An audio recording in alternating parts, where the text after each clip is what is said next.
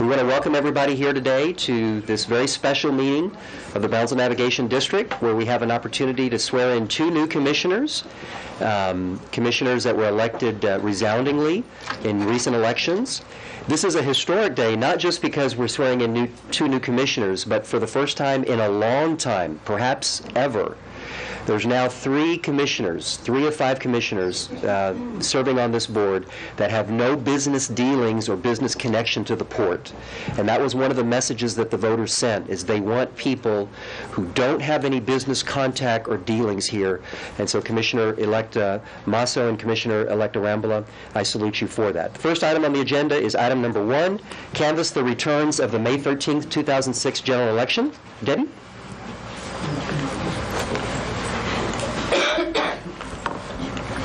We have received the returns from the Elections Commission here in Brownsville.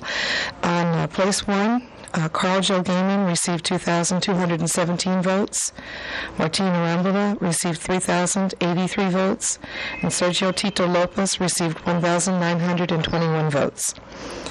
On place 4, Don De Leon received 2,339 votes. Julius Collins received 2,090 votes, and Carlos Masso received 2,595 votes. And those are there. I move to accept those returns. Do we have a second? We have a second. Any discussion?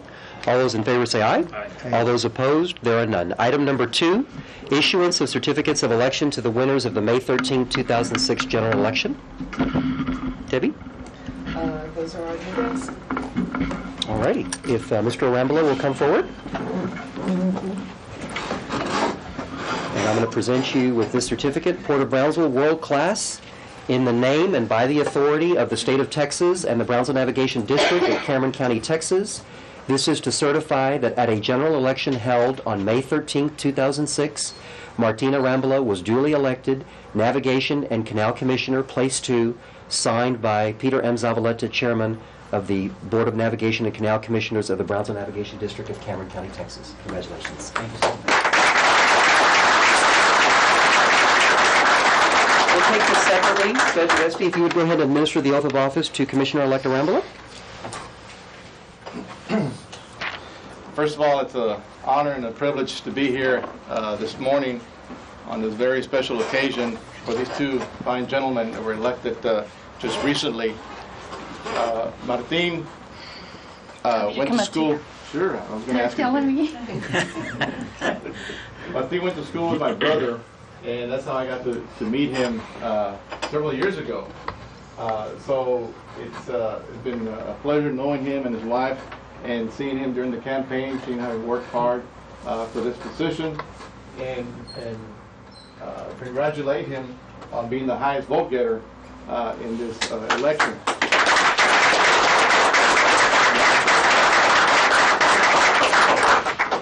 And I know that the citizens of Brownsville, the citizens of Cameron County, are going to be glad and going to be happy with the two individuals that were elected. They're fine people. I've worked with them before, and they're going to do an excellent job. I guarantee that. And I know you have an agenda to fulfill, so let me go ahead and proceed with the oath. In the name by the authority of the State of Texas, could you raise your right hand, please? I state your name. I, Martin Arambula, Do solemnly swear do solemnly swear that I will faithfully execute that I will faithfully execute the duties of the office the duties of the office of Port Commissioner of Port Commissioner of the State of Texas, of the State of Texas, and will to the best of my ability and will to the best of my ability preserve, protect, and defend preserve, protect, and defend the Constitution and laws the Constitution and laws of the United States of the United States and of this state. and of this state. So help me God. So help me God. Congratulations.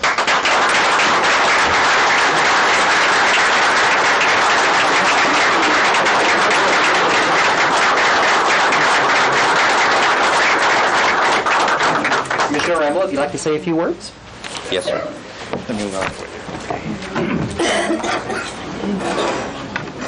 I just want to thank everybody who started with us from the beginning and felt that I could go in and represent them and make a change.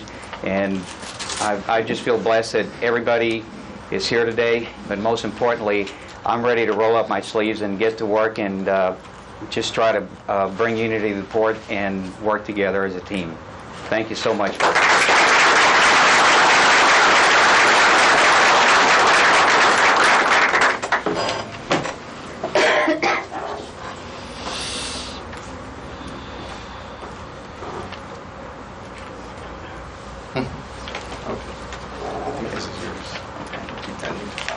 Thank you. Thank you, Commissioner. Next, we have Mr. Carlos Masso, if he'd come forward. Port of Brownsville, world class in the name and by the authority of the state of Texas and the Brownsville Navigation District of Cameron County, Texas. This is to certify that at a general election held on May 13, 2006, Carlos R. Masso was duly elected Navigation and Canal Commissioner, Place 4, signed by Peter M. Zavaleta, Chairman, Board of Navigation and Canal Commissioners of the Brownsville Navigation District of Cameron County, Texas. Congratulations, Commissioner.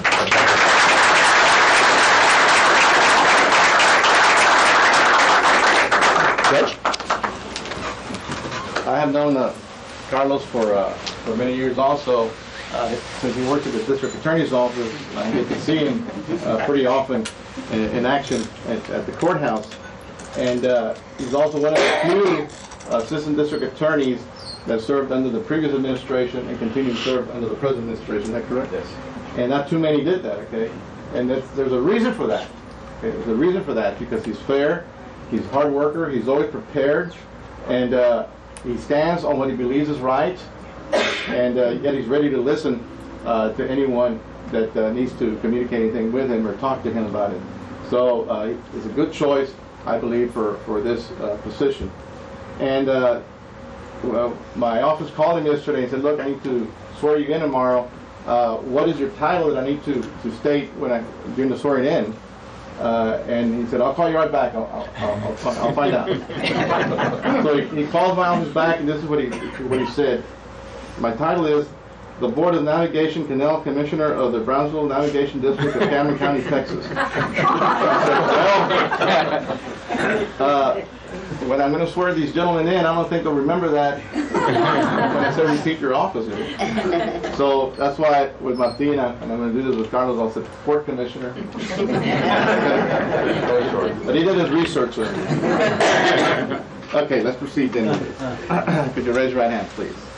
In the name by the authority of the state of Texas, state I and your name. I, Carlos Masso, Do solemnly swear do solemnly swear that I will faithfully execute that I will faithfully execute the duties of the office the duties of the office of Port Commissioner of Port Commissioner of the state of Texas of the state of Texas and will to the best of my ability and will to the best of my ability preserve, protect, and defend preserve, protect, and defend the Constitution and laws the Constitution and laws of the United States of the United States and of this state, and of this state, so help me God. so help me God. Congratulations.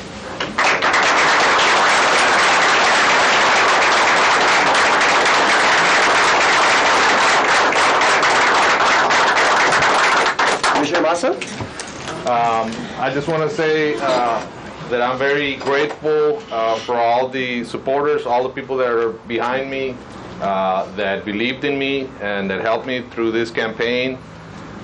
I am honored to serve you as your port commissioner.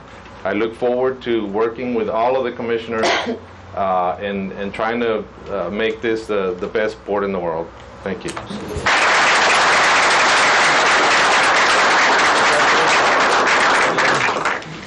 Okay, next item on the agenda. As a matter of fact, I think the commissioners should take their chairs, and we'll just kind of rearrange the nameplate. So Commissioner-elect, actually Commissioner Arambula and Commissioner Masso, come on up. Thank you, Mr. Collins. Mr. Collins, thank you very much Thank you, for Mr. Collins. 12 years of service.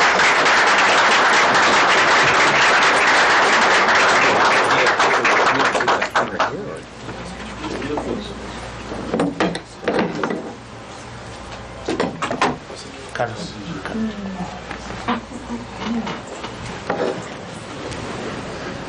Be excused at this time. Yes, you may, Judge. Thank you so Thank you much. very Thank you much. for coming, Judge. Thank you.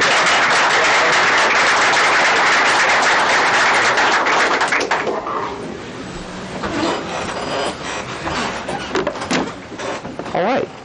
next item of business, item number 5, number 4, receive, review, approve, and accept the bonds of the winners of the May 13, 2006 general election. Debbie? Then you have their bonds. Okay. Let's go ahead and have a motion to do this. Second. Any discussion? All those in favor say aye. Aye. All those opposed? There are none. Item number 5, elect officers of the Board of Navigation and Canal Commissioners of the Brownsville Navigation District of Cameron County, Texas. I have a motion. Commissioner? I move to nominate Martina Arambula as chairman of the board. I'll second that nomination. Any discussion? I do have some comments and perhaps some questions, Mr. Arambula. I look forward to working with you in these next 2 years. And I don't feel that I know you very well, and I look forward to getting to know you. But I would like to maybe get some comment from you on a couple of issues. Number one, we have a tremendous port director. We have a world-class port director, and if you are elected chairman, which I'm sure you will be, my advice to you would be to cultivate as close a relationship with him as possible.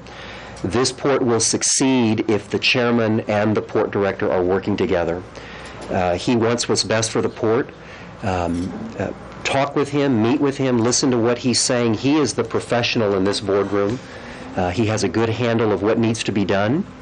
Will you commit to me and to the people here to work with our port director and to support him? Absolutely. Yes, sir. Okay. Secondly, for the last couple of years, we have conducted an extensive investigation into $21 million spent on a non-existent bridge. $12.5 million of that is bond money, public bond money that taxpayers pay interest on per year. That's a very, very significant amount of money. In addition to that, we dipped into our operating revenues to over $9 million in operating revenues that we could have used for other infrastructure. And we are involved in a lawsuit right now in Houston, where Dannenbaum Engineering, who has a couple of employees here present today, has sued us for $800,000, and we've sued them for the money that we've paid them, plus the damages by them not building the bridge that we've been needing for quite some time. Will you commit to me and to the people that are here to support our attorneys in Houston and in Brownsville in their efforts to recover those taxpayers' monies and all other damages? Yes, sir. Thank you. And thirdly, there is an ongoing criminal investigation. I have been contacted by the FBI as a witness. The Cameron County District Attorney is also investigating this actively. Will you commit to fully supporting this investigation and not pull the plug on it until such time as the authorities have told us they can do nothing more? Yes, sir. With those answers, I have no problem whatsoever voting for this nomination. Any further discussion? All those in favor say aye. Aye. All those opposed? There are none.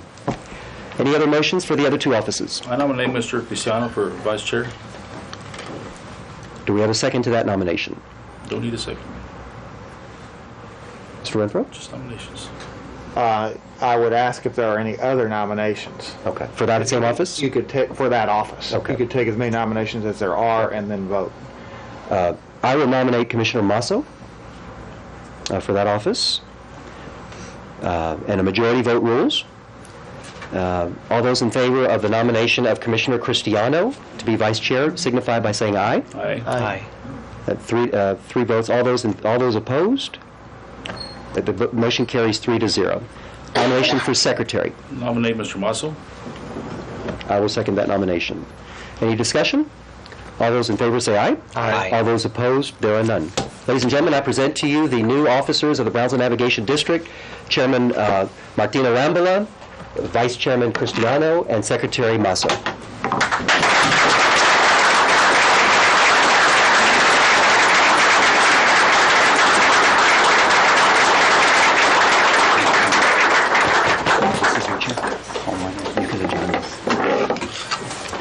Let's see, Luigi, right over here.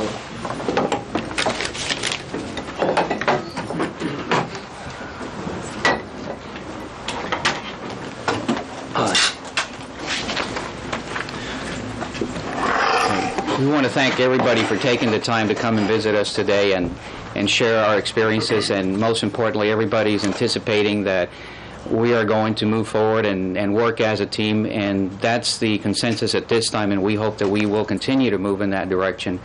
And I want to thank Peter Zavaleta for being such a gracious leader, and he did a very good job while he was here, and it's going to be a hard shoes to fill in, Mr. Zavaleta. So thank you very much.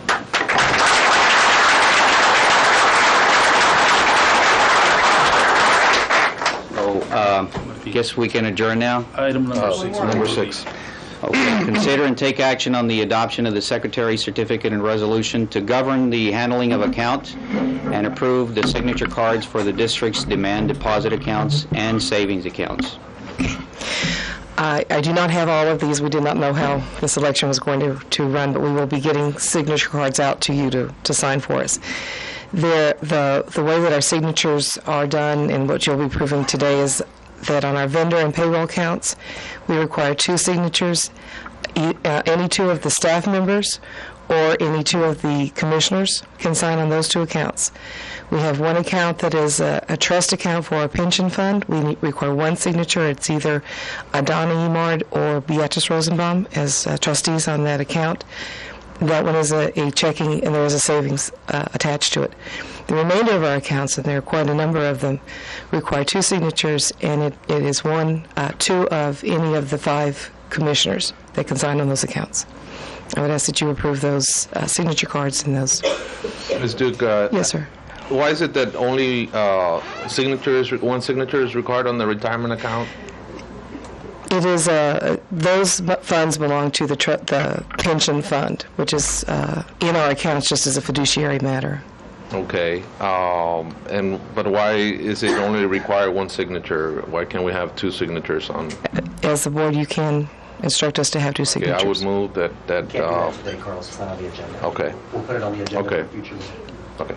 We will set that up with the bank and get those papers back to you at the next June meeting, first June Okay. meeting. Perfect. So move to adopt, Mr. Chairman. Second. All those in favor? Aye. Aye. Opposed? None? Thank you. We can now adjourn, ladies and gentlemen. Move to adjourn. Second. Second. Any discussion? Excuse me.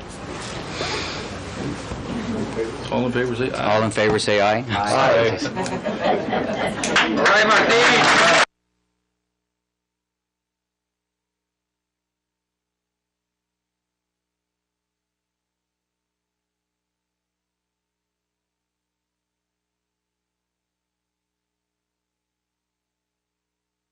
Okay, sure. Thank you.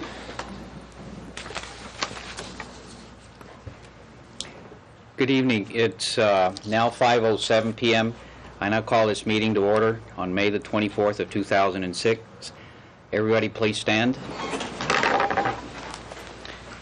Mr. Masso, could you lead us in the Pledge of Allegiance? I pledge allegiance to the flag of the United States of America and to the republic for which it stands, one nation, under God, indivisible, with liberty and justice for all. Vicki, could you lead us in prayer, please? Heavenly Father, we gather today in your presence. As we enter a new season at the Port of Brownsville, we ask that you create a sense of unity for all those present. May we be reminded that we are here to serve and to further the growth of the Port of Brownsville for our community. May we be reminded how good and pleasant it is when we live together in unity. We ask this in the name of Jesus Christ, our Lord. Amen. Amen. Amen.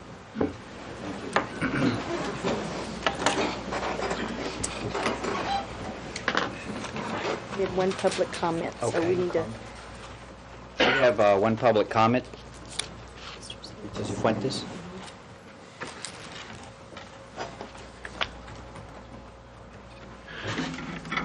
Good afternoon, Chairman of the Board members, Mr. List, ladies and gentlemen. My name is Francisco Cifuentes. I have been here many times before for the past 15, 16, 17 years, and I attended meetings, and most of the time I brought some criticism, and I also praised some of the work by previous administration and board members. Today is not going to be the exception. I want to congratulate the 2 new elected board members, and I want to remind you that the port hired Mr. Lees to do the management of this port, so we don't need any micromanagement. He's the only person to manage this port. And if we follow the ethical conditions, we allow him to do so. On the same token, as far as consultants of this port, I brought before many of the previous commissioners the idea that we were wasting the money away due to the fact that there is new administration coming on board in Mexico in the next year or so, and we did the same mistakes in the past. We wasted money, and then they say, well, it's because they changed the administration. Now we're wasting money trying to get these people in Mexico to approve what are they going to approve? Whoever does any approval is not going to be standing for the next administration. So y'all be careful. Don't waste more of our money away. Wait until the new administration take over, and there is no other way. There is no other way. We wasted too much money already. There is nothing that y'all can do right now at this point. There's going to be a new administration next year, and you have to start from scratch. I brought that before to this board and these administrations, and I was never heard. I was never listened to, and y'all wasted too much of our money. I'm a taxpayer, and that hurts me to see that. Wait until the new administration. Don't waste our money away. Thank you very much. Thank you. Item number 1 is approve the minutes of the regular board meeting of May 3rd, 2006, and the special meeting of May 11th, 2006. So moved. Second. All in favor? Aye. Signify by saying aye. All those opposed? Motion carries. Okay. Item number 2, Port Director's Report.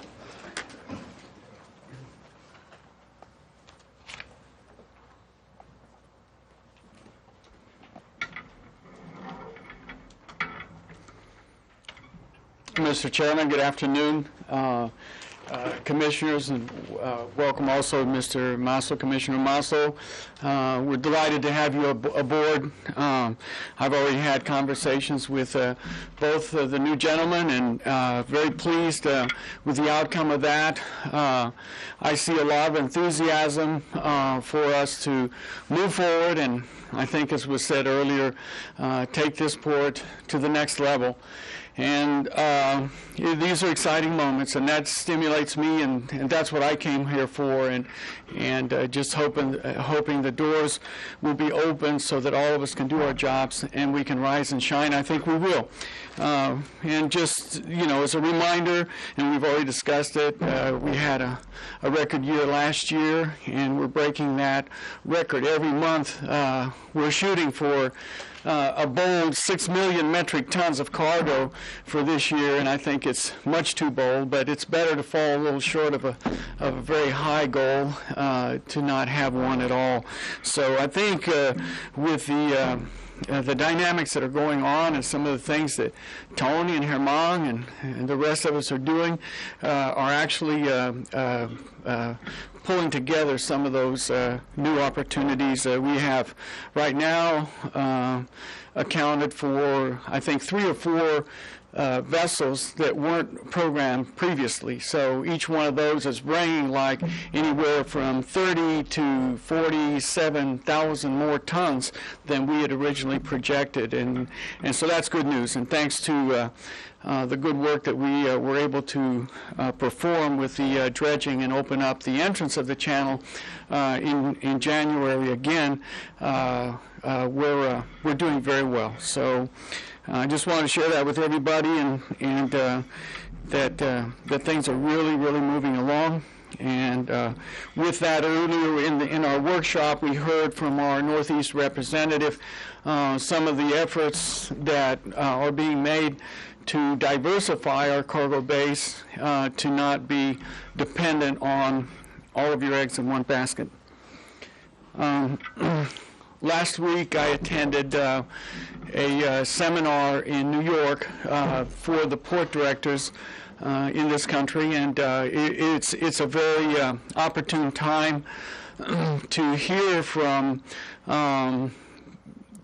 places that have a lot of activity, what their challenges are, what their issues are, what their what their good results are doing. I think overall there's growth in this country. A lot of it has to do with imports. We're a consumer country, but that helps the activity in the ports.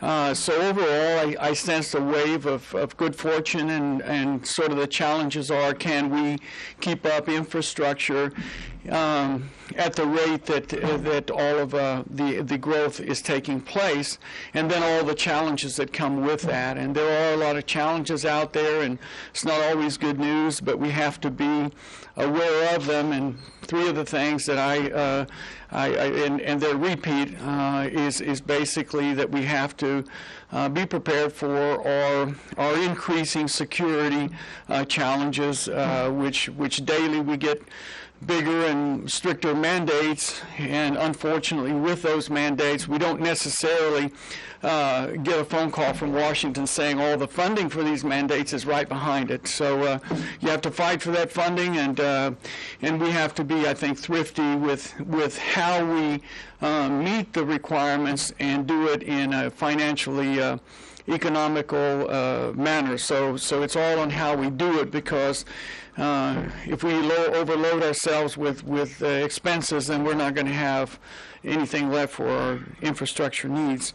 The other big challenge I heard from the port directors in the sessions was the environmental, and we certainly have our challenges here, but again, we have to see how we can minimize those expenses. And I think we mentioned a few weeks ago about how through Nino Gutierrez's creative ability and his people, how we are doing some treatments to some sulfur concerns we have in an area back there by 48, and where there is a savings if the program they're doing in-house could be a savings of up to $200,000, and I think that's significant.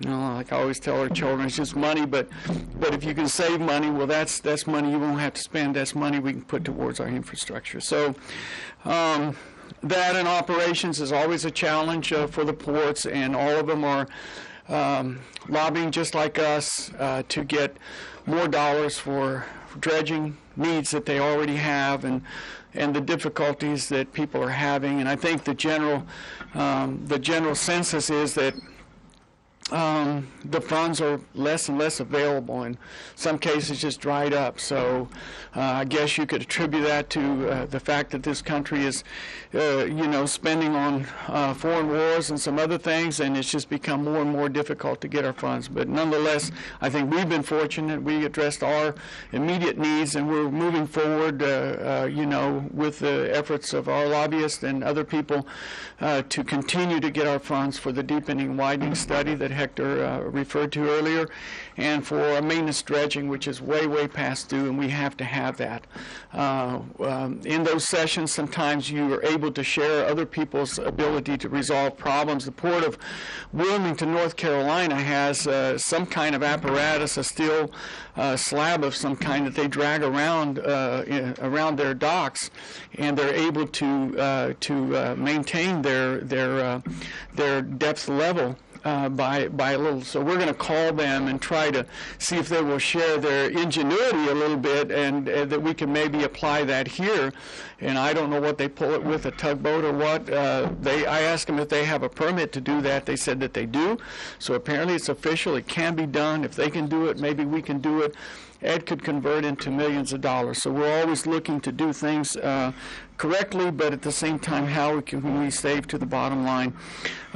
Those of you that were here for the workshop, I thought it was very interesting as we move forward, but I think most of all, I'm very pleased with the kind of team activity that we have, and that Tony Hermang and Tony Vassell and the two fellows that didn't come with him from Vassell and Associates, just leaving no stone unturned, getting information from all sources, a lot of people with information out there, and I've been talking to some really potential services lines that could come here. Maybe they're not the biggest, but we're not ready perhaps for the biggest. We're ready to take little steps, and we're looking at a service possibly for Honduras and Guatemala to start up. That would hopefully be a weekly rotation out of the Port of Brownsville. We have a lot of used vehicles that go to North Central America, and that people struggle to cross overland Mexico and all the barriers that they have there and the challenges to get across that country. If we have an ocean service to go directly down there, once you have it in place, then you can talk about maybe perishables, fruit, melons coming back, and they would start maybe in November, December this year. So if these people that we're talking to for this run would really bring their vessel, we could see that service starting as soon as June of this year. So looking forward to that. We talked briefly, and don't know if we can implement it from a legal standpoint, of possible random drug testing here in the port, and we're going to review that further to see if that's a possibility or not. Also, we talked about internally, and just as information to the commissioners, we have noticed that our medical insurance coverage for the spouse and dependents for employees of the port is very expensive, and that I believe it's $550 per month, and for somebody that's making $11 perhaps an hour, that's a major burden, and people need to have their coverage. So we're talking it over, we're reviewing and seeing if there's a possible solution, and maybe even we pick up part of that burden to allow them to go back and have their coverage for those who don't have it because they simply can't afford it, and fuel prices, everything else impacting their salaries. So, you know, and I think we've reviewed in a period of 10 years, a lot of people used to have that coverage, can no longer afford it. So we haven't come to a conclusion on that, but we do want to move on that quickly, because I think it's important that not only does the individual employee be able to afford his, through the port, the BND has their coverage, but also to be able to afford for their families, for their children, and so on.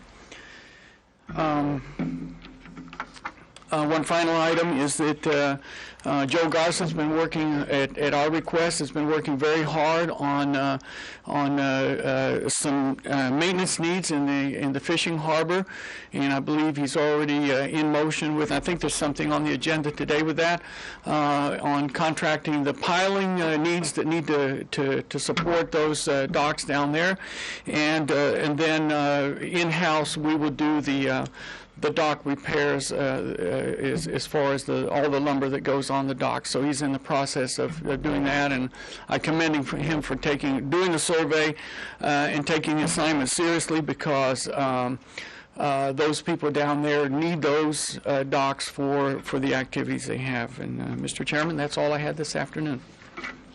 Thank you. Item number 3, presentation of the Employee of the Month of May 2006. Mr. Chairman, members of the board, our Employee of the Month for May has been with the port for 3.5 years. He started out as a security guard and became one of our first police officers. Last week, while on patrol, he spotted a van stopped on Highway 48, and he stopped to see if they needed assistance. There were 2 females in their car, and they told him they had run out of gas and their husbands had gone to get it. At the time, he heard some rattling noises, and 2 male subjects came out of the brush towards him. He asked them what they were doing, and they replied nothing. At this time, the Cameron County Sheriff's deputy arrived to back him up. He then walked toward the area where he had seen the 2 male subjects coming from and noticed that the fence had been cut and there was a diesel water pump in the grass. After searching further, he found other items that had been stolen from a burglary earlier that night at one of the port's businesses. A total of $10,000 worth of stolen equipment was recovered, and the 2 males were arrested. For a job well done, our recipient of the month goes to Officer Alfred Liu.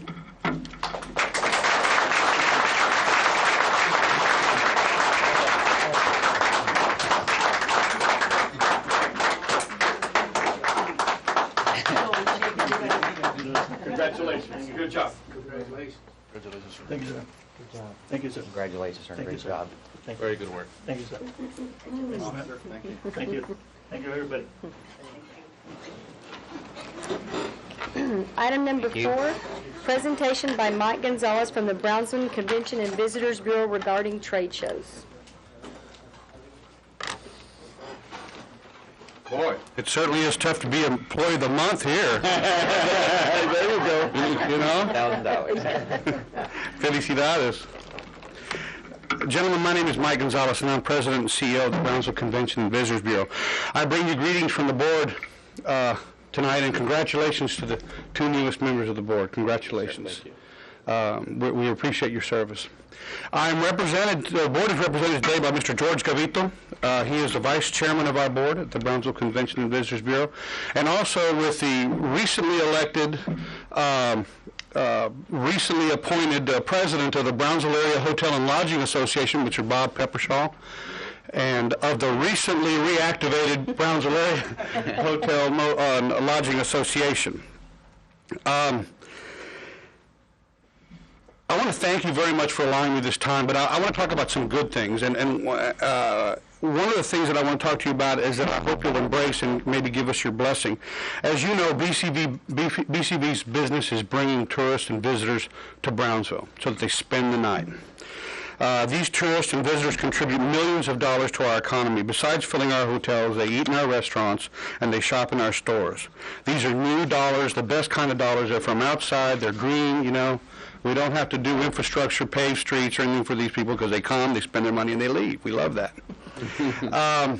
Brownsville is fortunate, very fortunate, to have a very healthy, during-the-week business occupancy rate at our hotels. And a large percentage of those business travelers are doing business with the Port of Brownsville. For example, at present, we have over 20, and this is just a quick survey that I took before I came over here. We have 26 rooms that I can identify as being rented in Brownsville by persons on port-related business. The average stay is 3 days, and using State of Texas Office of the Governor's Department of Tourism, very conservative formulas, that will translate into $11,700 in total revenue from port-related business travelers this week alone. We thank you for that. In my opinion, the port staff and the port lessees themselves are very effective marketers of the port directly and our area indirectly. A short time back, Mr. George Gavito and I were discussing the BCVB's participation in the port's very successful business reception or ambigus, which are held periodically in Monterrey, Saltillo, Aguascalientes, San Luis Potosí, and areas like that. And I was the very first one, and I remember we had 50 or 60 attendees and maybe 3 or 4, 5, 6 vendors or lessees who went to participate. This last one, in Monterey, there were over 20 exhibitors, including Brownsville, Harlingen, and South Padre Island Chambers and Convention and Visitors Bureau, and with over 420 attendees. And I think these receptions are very effective because they are to a very targeted audience, and you get one-on-one sales time with your market, with that audience. It was Mr. Gavito came up with the idea that the BCVB should take advantage and piggyback on the port's marketing efforts, and we've come up with a plan to host our own marketing receptions or ambigus called Destination Brownsville. For starters, in 2 cities. We want to do them piggyback with yours. We won't do them where you're doing it because we'll support yours, and we want to do ours in Tampico and Veracruz. And then hopefully you all will come with us, and we will be the hosts of that reception or ambigu.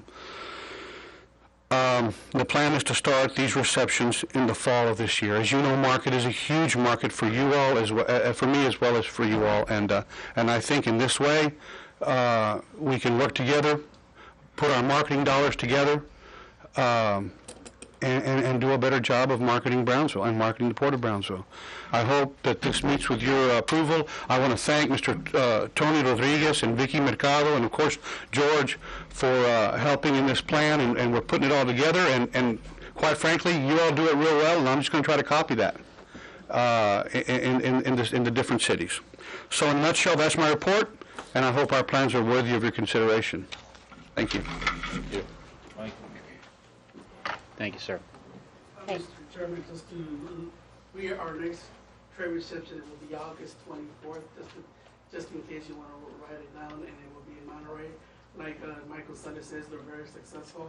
Our biggest trade reception is in Monterrey. That's our biggest market. And thanks to the CBB that has been one of the original sponsors of that event. So I just want to elaborate a little bit what Michael just said.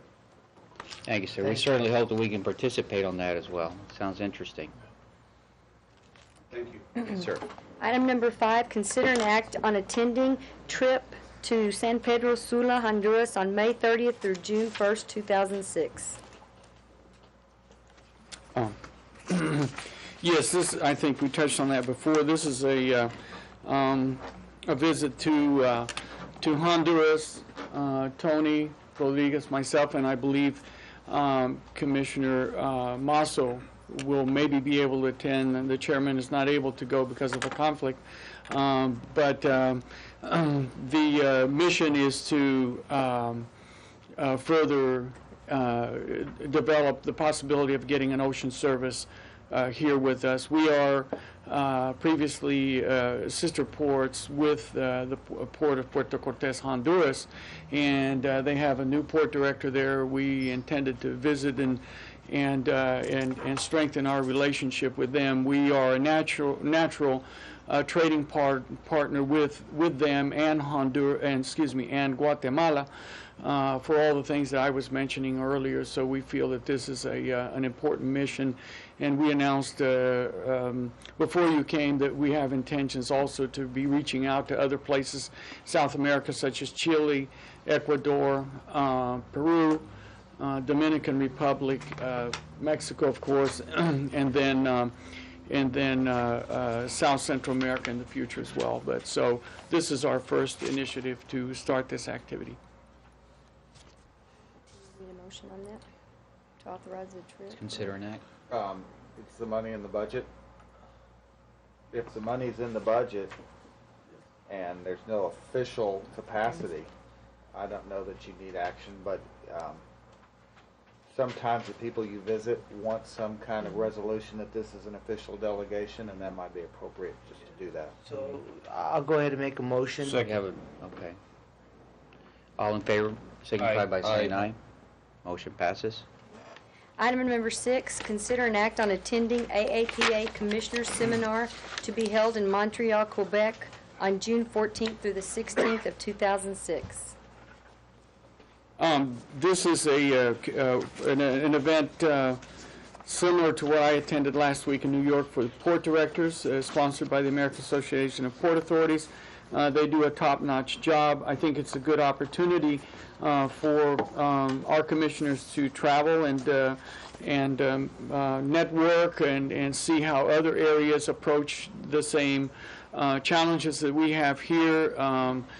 Of course, I've never attended one because it's for commissioners, but it's said to be very productive, and I recommend that as many commissioners as can attend, and I volunteered to accompany you for that event.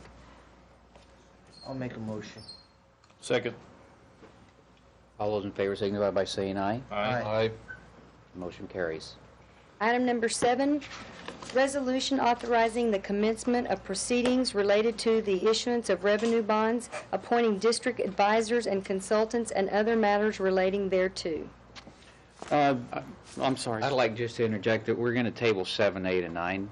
Mr. Chairman, I further discussed this, and apparently there's a little bit more of an urgency to keep this on track, and I'll let Donna explain. Well, these 3 items basically just get our bond process working.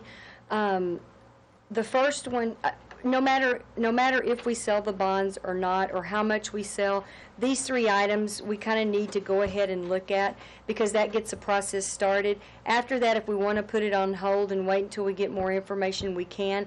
But this allows us to, any monies that we have spent up to this point that this is adopted, when and if we do sell the bonds, we can recoup that money to the district, out of our operating fund.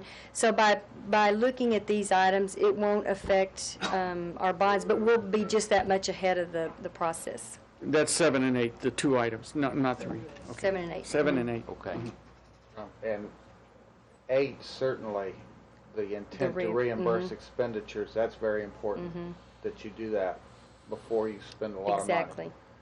But 7, we're not committed to go forward by passing that? No.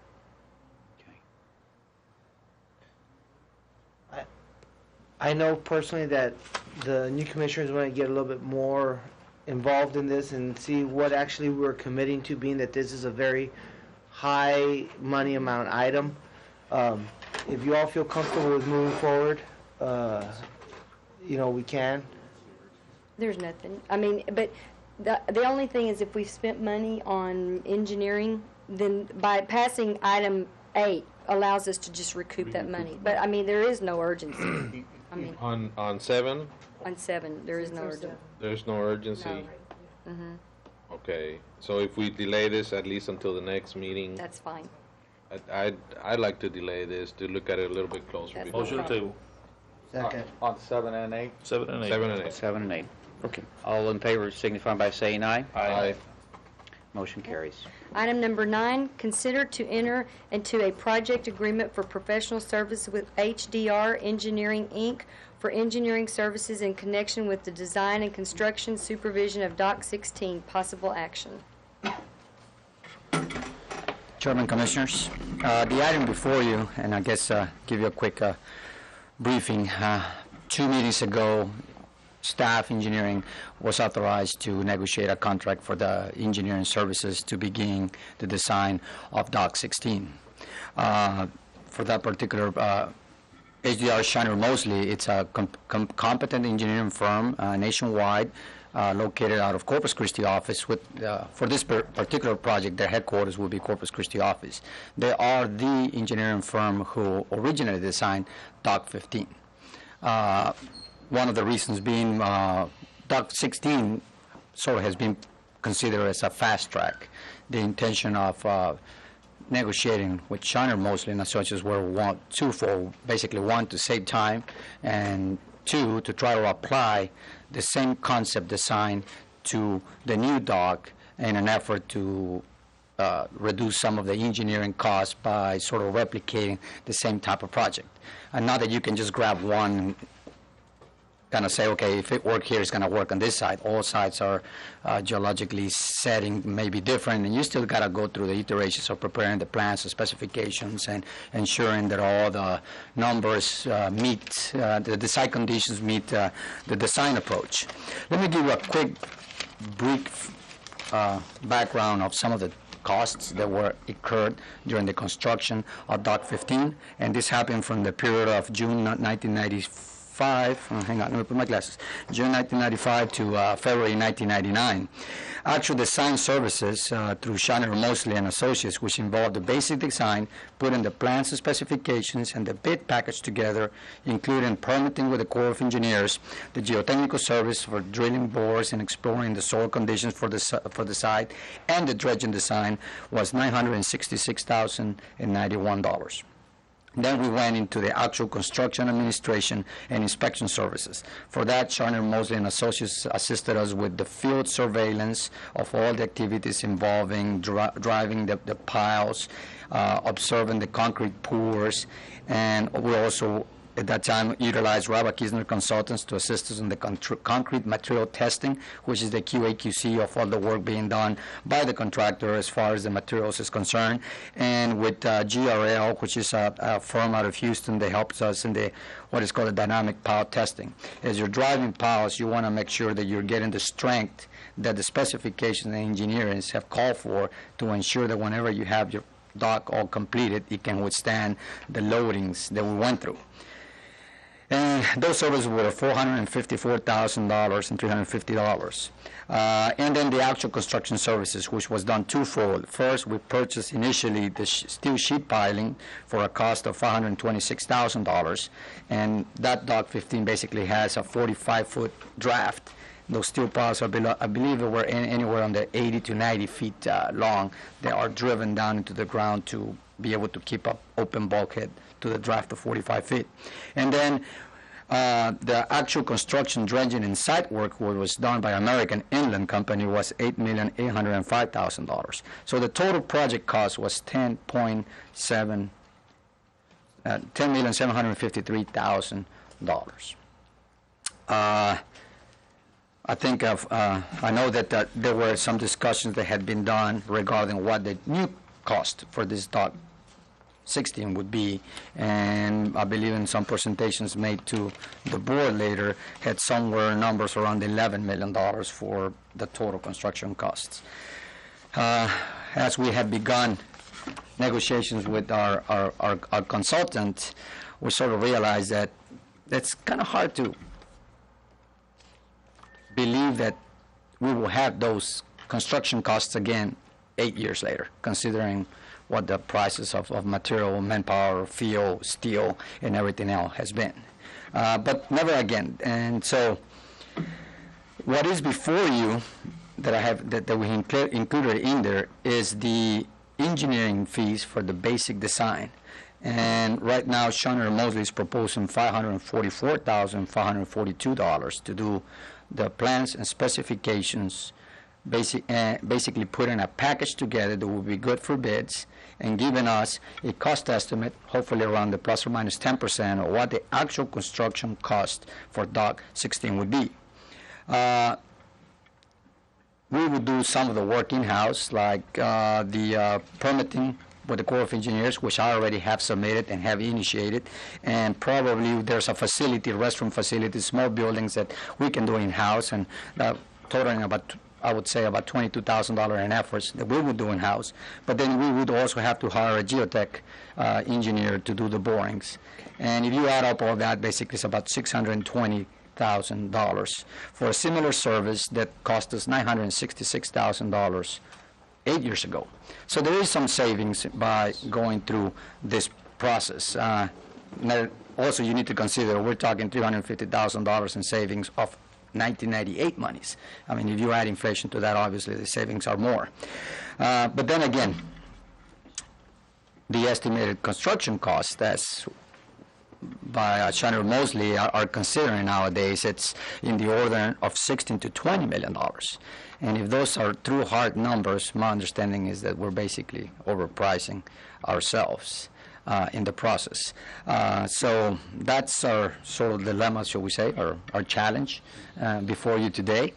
I have Mr. Jeff Massengill. He's with Shiner Mosley. He's a principal with the firm, and like to perhaps address to you regarding some of the modes of how we went into the original design of Dock 15, where basically the engineering firm sat down with us and looked at what our fundings were, our monies available, and then trying to dovetail a design to meet our funding issues, and how eventually 8 years ago we did go through the same procedure.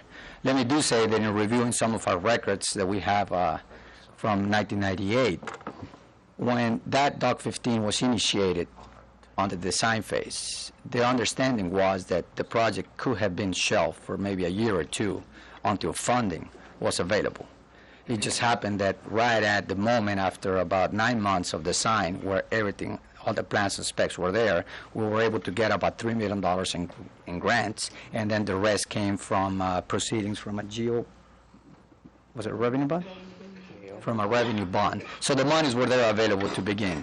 But and so that's our challenge. Now, let me add a little bit more.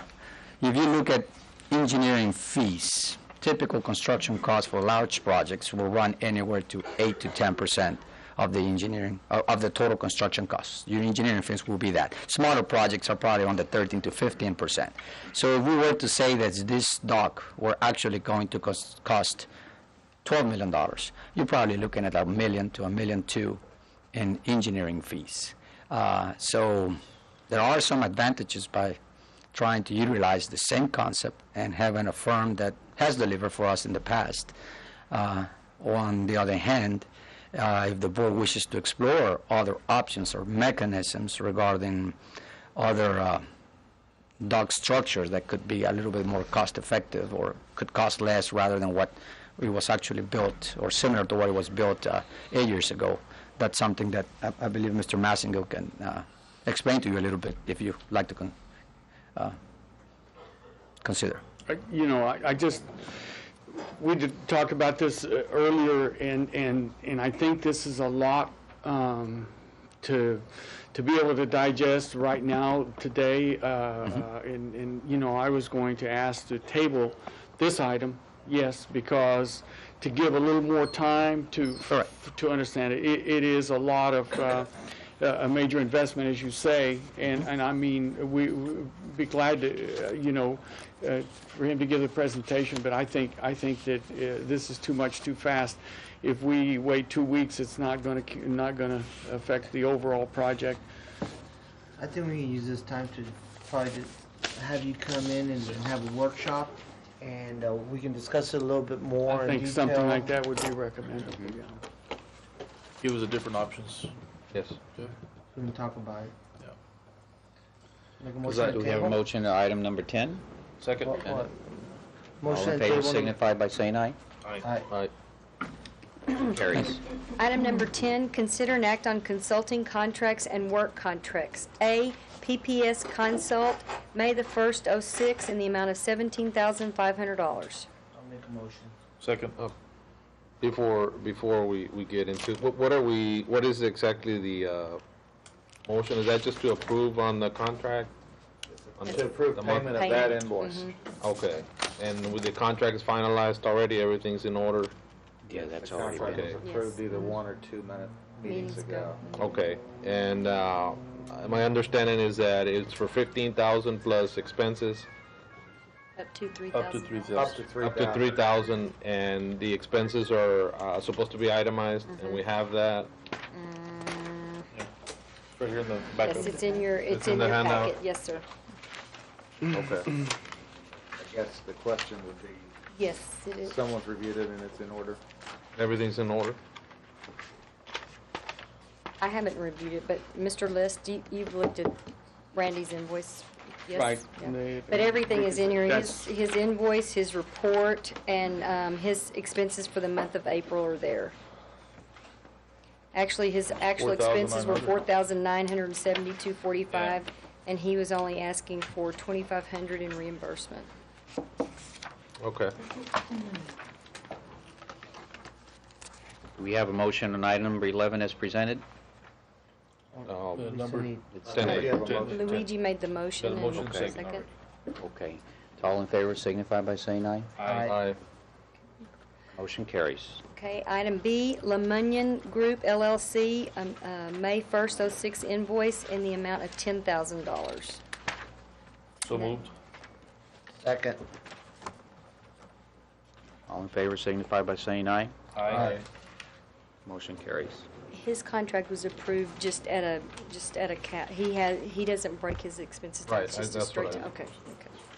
Okay. Item number 11, consider and take action on items over $10,000. A, Marine Salvage and Service, Inc., $19,169.40. This is an item that is not coming out of the district's operations, but I am going to report this to you so that you can have some information about it. We had a fishing vessel that came into our fishing harbor. It was a Mexican fishing vessel, and it was under tow. It got loose, and they tried to lasso a dock to stop it, and what they did was it pulled the dock off. They did have insurance. It's U.S. insurance, very good insurance, and the insurance company is dealing with us on repaying us. We are contracting with Marine Salvage and Service to do the repairs, and the repairs are going to be $19,169.40. This is for approximately 10 to 15 feet of dock that was pulled off.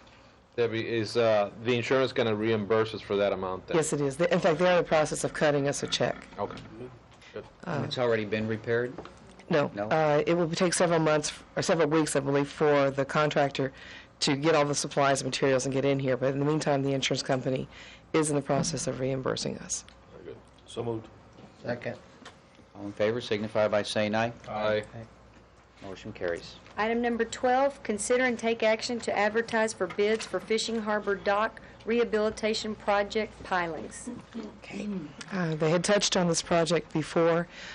Several years ago, the board asked us to take 50% of the net income before depreciation out of the revenues generated at the fishing harbor, and to put that money aside into a reserve fund to be used for repairs at the docks. And that money has been accumulating. We're at about $490,000. Joe Garza's performed a survey at the fishing harbor, and they've identified approximately 109 pilings that need to be repaired. He's taken some preliminary cost estimates from Marine Salvage, and he believes it'll cost about $150,000 to do those 109 pilings. That includes removing the piling, actually unbolting it from the dock, removing it, disposing of it, and replacing it with a replacement piling. And since this is a large item, we will need to go out and request bids. Bids on this. So moved. Any Second. questions? All in favor signify by saying aye. Aye. Motion carries. Item number 13, consider and take action to advertise for materials required for rehabilitation of fishing harbor docks. Joe and I have been looking at this project and looking at the timing of it, and we had intended to do it with BND Labor.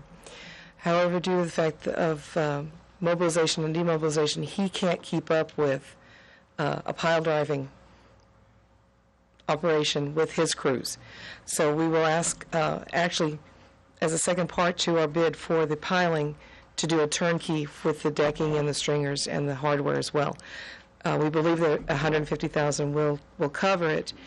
And if we were to ask the contractor on the pilings to come in and do 10 and then come back out and do 10, the cost for that piling project would increase significantly. So we're going to try to bid these as two separate parts with the intention of doing them at the same time. Questions, concerns on that? I think that'd be a good way to go, to keep the price down on this. Yes. I so moved. Make a second. All in favor signify by saying aye. Aye. Motion carries. Item 14, consider and take action to authorize staff to advertise for bids for materials and services that might be required for disaster recovery. I asked this to be put on the agenda because I've just been to several seminars on dealing with FEMA in the aftermath of a disaster. And some of the ports that were there, their experiences have been that FEMA wants you to have contracts in place before a hurricane hits.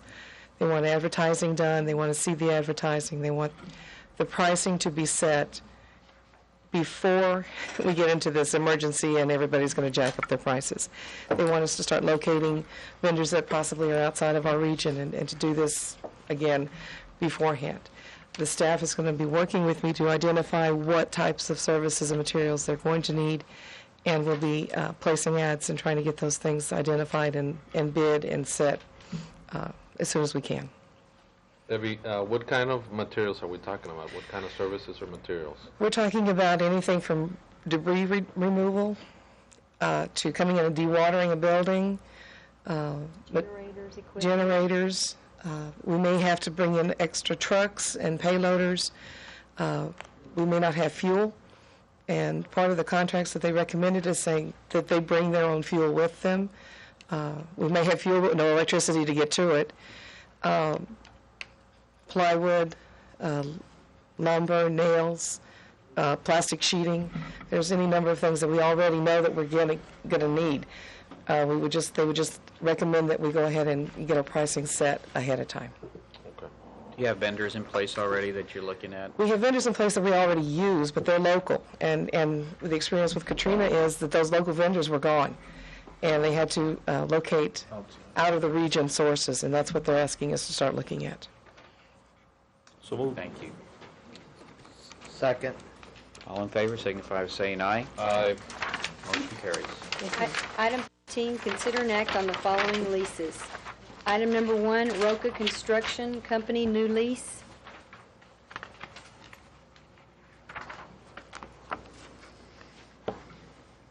Mr. Chairman, Commissioners, Mr. Liss, this is a new lease to Roca Construction. It's for a parking lot. It is for 1 year with 4 renewal options. It is 100 front feet at the fishing harbor. It's located on Anglers Place Road in this area. And the rent is $1,200 a year, and this lease is ready for your consideration. So moved. Second. All in favor signify by saying aye. Aye. Motion carries. Item number 2, Alma Cifuentes, new lease. Alma Cifuentes, this is also a new lease. It's effective May the 1st for 5 years with one renewal option of 5 years. It is for truck parking in an office. It's on a .91 of an acre.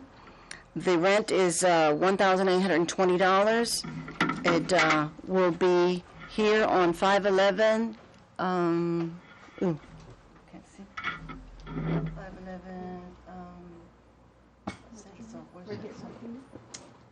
Yeah, right there. Right there. That's where it will be located.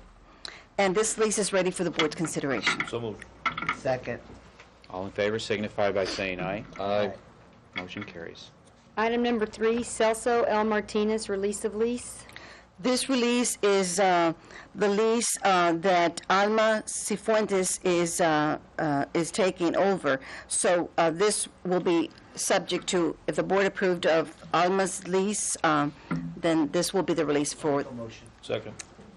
All in favor signify by saying aye. Aye. Motion carries. Item number 4, GSA National Marine Fisheries lease extension. This lease is at the Fishing Harbor. It's our old harbor master's office. We're extending it for 2 years. They have an office there. The representatives oversee the catch of how much is taken in at the Fishing Harbor. It is located here off for anglers and Everglades, right on the corner. And it's $200 a month for the building and $100 for utilities.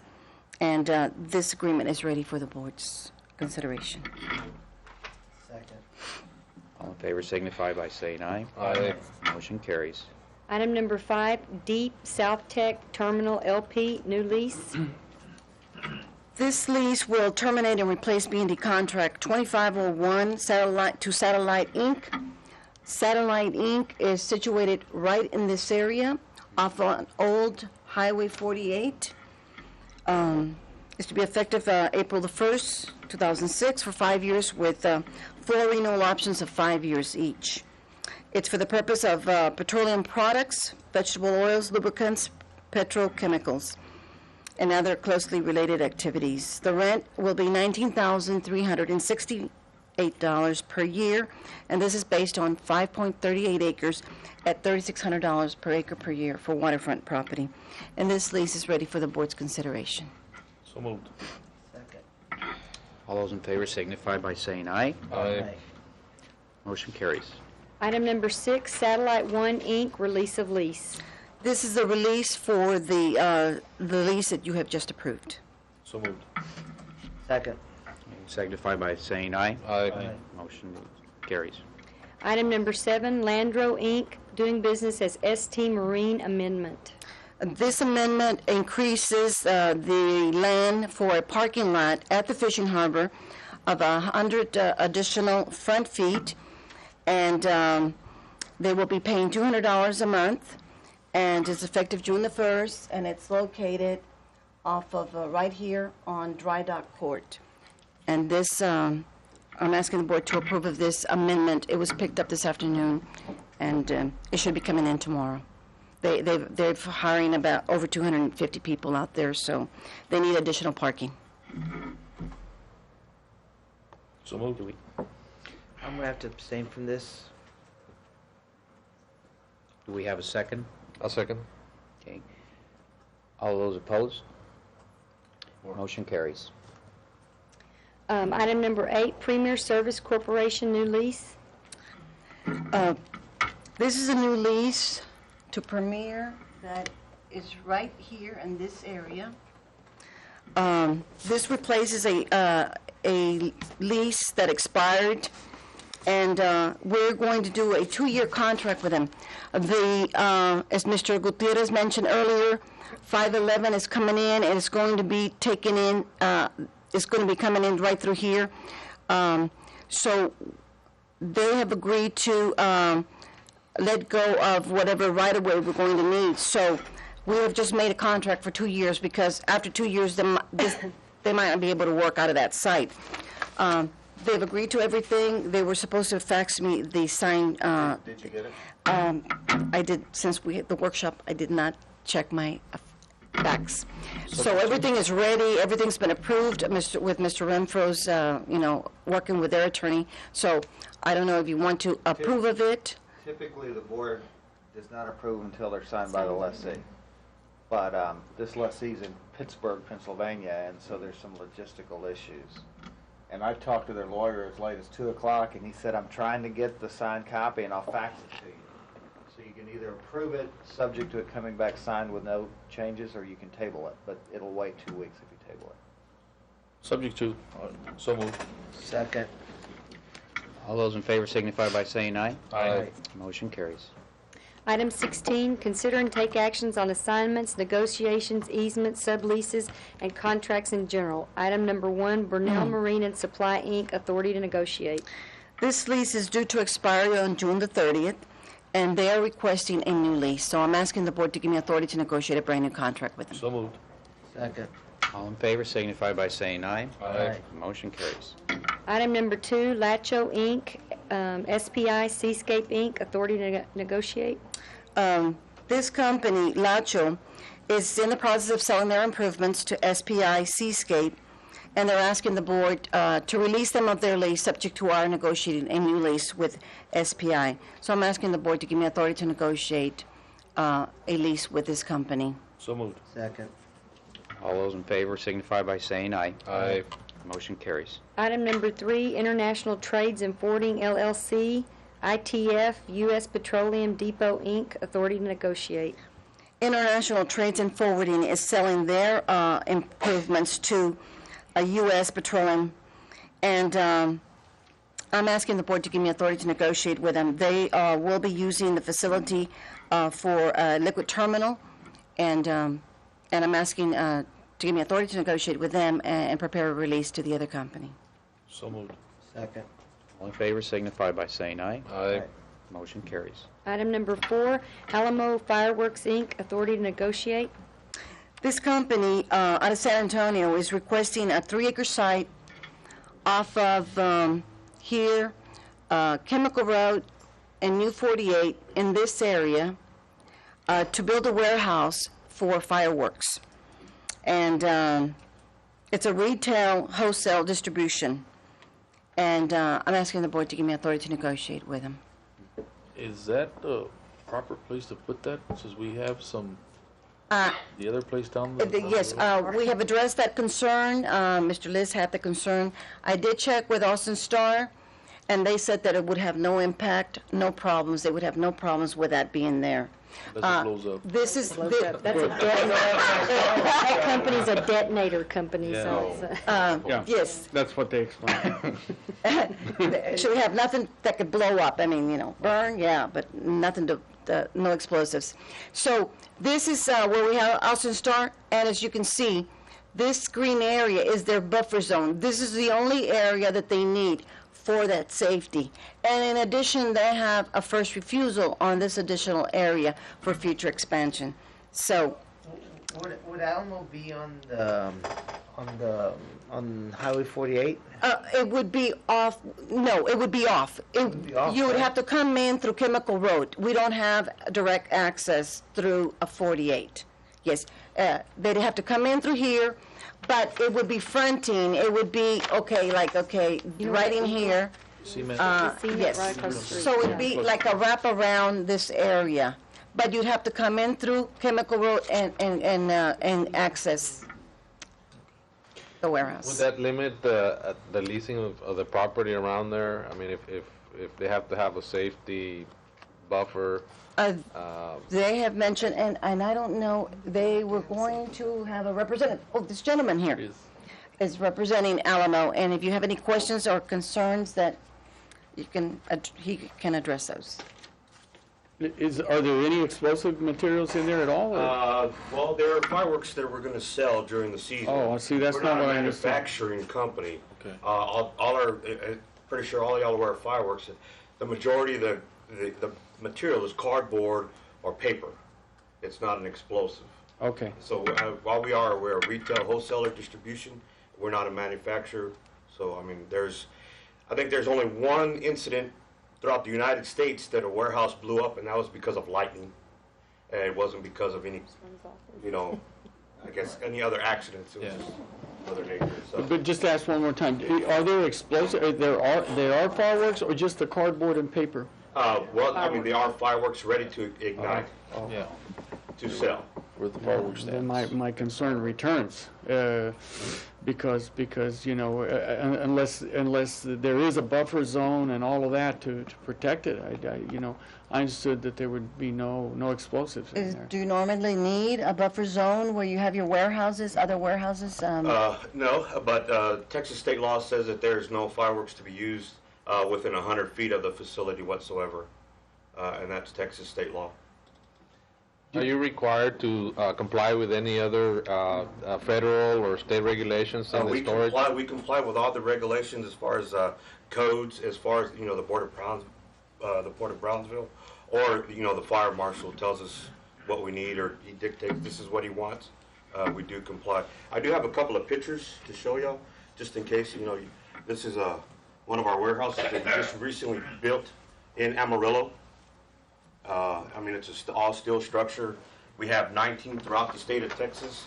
We've been in business for over 50 years, and we have not had any incidents. You know, thank the Lord above that nothing like that has ever happened.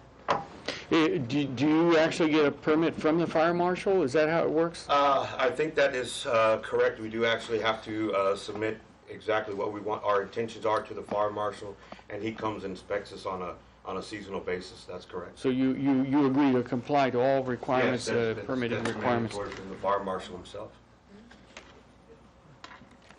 Daniel, you see any problem there? Well, I just know the city of Brownsville Fire Marshal isn't going to have any jurisdiction. On the, Over there. we're outside, yeah. Yeah. Would be the county? We're outside the city limits and we're non-zoned, so. The only question I would have, this really isn't a legal issue, it's the proximity to your two tank farms there. Yeah. Yes. Now, maps can be misleading, and it may be farther than it looks like. But you may want to talk to those two lessees, and soon it's going to be one. Penoctane is in the process of selling to Transmontane. Okay. You may want to talk to them. Have you seen any other location that would be appropriate for that building that you? We had one, yes, but I guess something with the landowner currently that he wasn't interested in our offer that we offered him, I guess. So then. I mean on port property. On port property. Oh no, we have not. I think this would be the best site for us, and also for the Port of Brownsville. I think I'd like to check with the Check with the tank farms to make and sure see if they had they're any okay with it. concerns. And we'll go from there. If Okay. they give us a green light. Let me they're see not what worried they about it. say, and then we'll bring it up at the next board meeting, June the 7th. We're okay with it, and Austin Detonator is okay with it. Yeah. I will check with them. okay with It should be all right. Yes. Yeah. Yeah, we've been in contact with all our other neighbors. We want to be a friendly neighbor. We don't want to be a nuisance to anybody. No, that's true. And they have all given us their blessings, and that's why we Okay. contacted Mr. Rose. Yes, Yeah, just check with yes. the tank I will farms check with the and get back tank to us. farms and make sure that there's no problem. Okay, very good. Thank you, sir. Okay. Thank you. Thank you. So I'll make a motion to table it, I guess? Yeah. I'll second it. All those in favor signify by saying aye. Aye. Motion carries. Item number 5, Seadrift Pipeline Corporation authority to negotiate. Seadrift Pipeline has a pipeline that comes in from the King Ranch. It's the Exxon line, and it ends about right here. They have already constructed an easement to get to Penoctane, or which is now Rio Vista. And I need to get authority from the board or approval of this easement for them, for this pipeline that connects that pipeline that Rio Vista is leasing from them. So, I'm sorry, the pipeline's already in place? yes, sir. It's already in place, and it's been used, and somehow, some way, they did not let us know. And then it was like, we don't have a document that, gives us from the port. So we are just trying to correct that and do the easement, and we're talking to them about the possibility of going back and charging them for whatever, okay, first for the easement, one, to Seadrift, two, to Rio Vista for throughput charges of what product has gone through the line. And I'm asking the board for that approval, so then we can work on that, just like we did with Vallejo. And of course, two new members don't know, we did an easement with Vallejo to tie into two lessees here, to tie into Citgo and to tie into Transmontane. And we have an easement for the pipeline with Vallejo, and we have throughput charges that all product that goes through there is metered, and we will get 6 cents per barrel for all product that goes. And I believe in June or July is when this one's going to go. It's going to be in effect, and Citgo's already moving product through their line. So, and this is what we'd like the board to give me authority to do that and find out. They have they said they have the paperwork of all the product that they've moved through there, and so we will ask them for that, and then with that, we will. I said then we would approve of their. They've been using it? 1993. Since '93. Since 93? 13 years. Wow, okay. I figured about $53,000 of just easement, and the product. Well, we don't have those figures yet, but as soon as I would get authority from the board, then I will ask for that paperwork. How did we find out about that? They're trying to sell something they don't know. Well, you see now, it's like they're doing all this legal stuff and checking, and it's like, oops, there's a gap here. We don't have approval for this part of it, So it's like, okay. So, Mr., I have Hector checking on the paperwork because we have other lines in that area, and so Hector, is checking the paperwork that they sent us, and so. So moved, and let's be careful with this one. Just to add to that interesting discussion and discovery, that's one of the activities of the activated leasing committee, is precisely to go out and pinpoint things, and it's going to be their assignment to, encroachments, all of these things that people are supposed to be complying with according to their leases, and just making sure that they're in place as per their leases. So we're going to be a lot more aggressive with that in the future. I'll second. All those in favor signify by saying aye. Aye. Motion carries. Item 17, adjourn into executive session. Time is now 6:12. We adjourn for